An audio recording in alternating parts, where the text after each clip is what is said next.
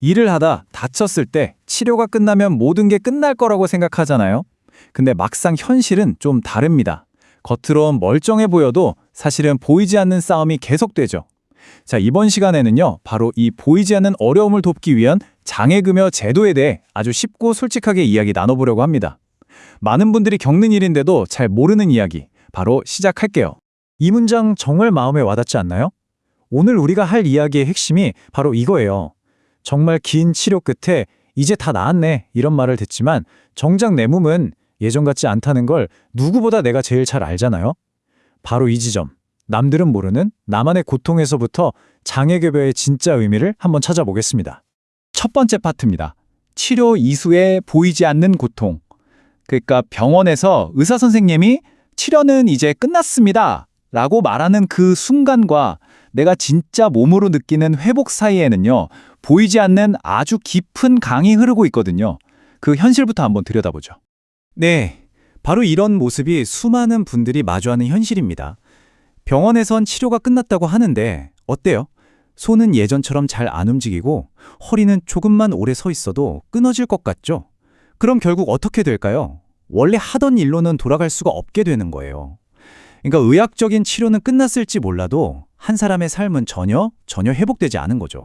바로 이럴 때 이 막막한 상황에서 필요한 게 바로 장애급여입니다. 이건요, 그냥 과거에 다친 것에 대한 보상금이 아니에요.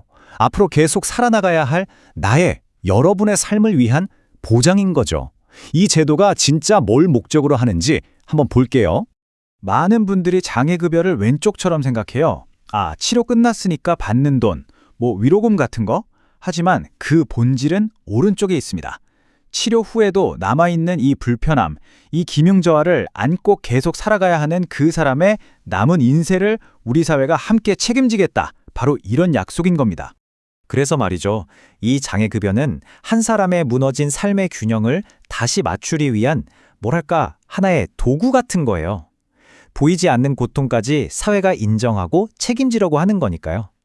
그래서 산재보험의 여러 급여 중에서 가장 인간적인 급여다 이렇게 불리는 이유이기도 합니다. 자, 그럼 이제 이 제도에서 사람들이 가장 많이 오해하는 단어, 바로 치유라는 말의 진짜 의미를 한번 파헤쳐 보겠습니다. 이 단어 하나를 어떻게 이해하느냐에 따라서 정말 모든 게 달라질 수 있거든요. 여기서 말하는 치유는요, 우리가 보통 생각하는 완치, 그러니까 완전히 다 나았다랑은 개념이 완전 다릅니다. 여기 정의를 한번 보세요. 더 이상 치료를 해도 상태가 좋아지지도 나빠지지도 않고 증상이 딱 고정된 상태, 이걸 의미해요.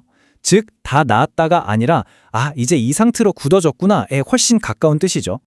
그래서 진짜 중요한 게 뭐냐면 이 치유 판정을 받았다고 해서 모든 과정이 끝나는 게 아니라는 거예요. 오히려 그 반대입니다. 앞으로 내가 받을 보상 등급을 결정하는 본격적인 심사의 시작점이 되는 거죠. 이 순간을 어떻게 보내느냐가 여러분의 미래를 좌우할 수 있습니다.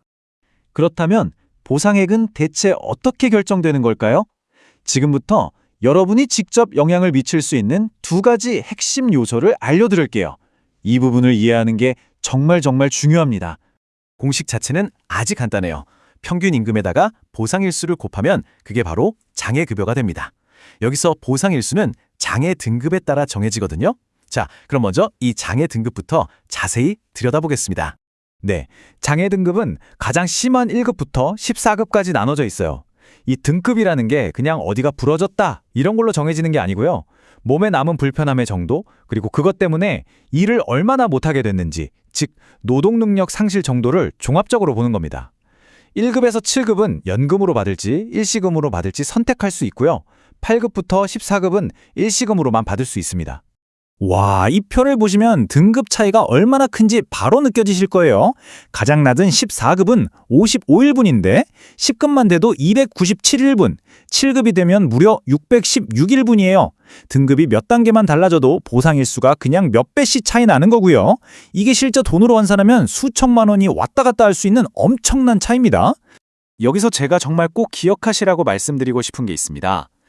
장애 등급은요, 그냥 가만히 있으면 주어지는 결과가 아니라는 거예요. 내가 그동안 어떻게 치료를 받았고, 의무 기록에 어떤 내용이 남았고, 내 상태를 또 어떻게 설명했는지, 이 모든 과정이 합쳐져서 나오는 결과물입니다. 그러니까 준비가 부족하면 실제 내 몸 상태보다 훨씬 낮은 평가를 받을 수도 있다는 뜻이죠. 자, 그럼 이제 과정이 중요한 또 다른 요소, 바로 아까 그 공식을 완성할 나머지 반쪽, 평균 임금 이야기로 넘어가 보겠습니다. 이것도 장애 등급만큼이나 전체 보상액을 결정하는 아주 핵심적인 부분이에요. 공정한 결과라는 게 사실 저절로 주어지진 않아요. 특히 이 평균 임금은요, 실제 소득 일부가 누락되거나 내가 번 것보다 훨씬 낮게 계산되는 경우가 정말 많습니다. 특히 일용직으로 이뤄졌거나 회사가 없어져 버리면 자료를 구하는 것부터가 너무 힘들죠. 그래서 정당한 보상을 받으려면 결국 내 소득을 내가 스스로 정확하게 입증해야만 합니다.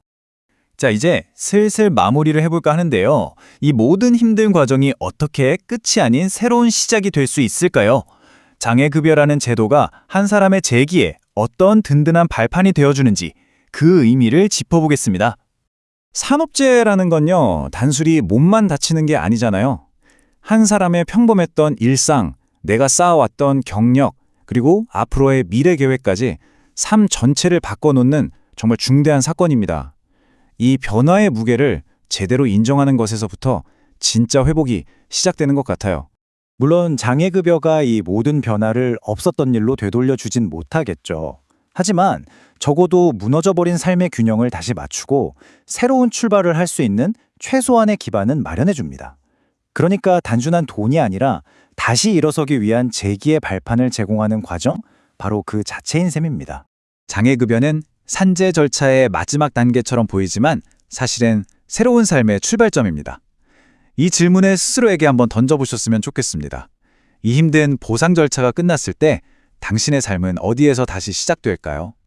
부디 이 제도가 그 새로운 시작을 돕는 든든한 디딤돌이 될 수 있기를 바랍니다.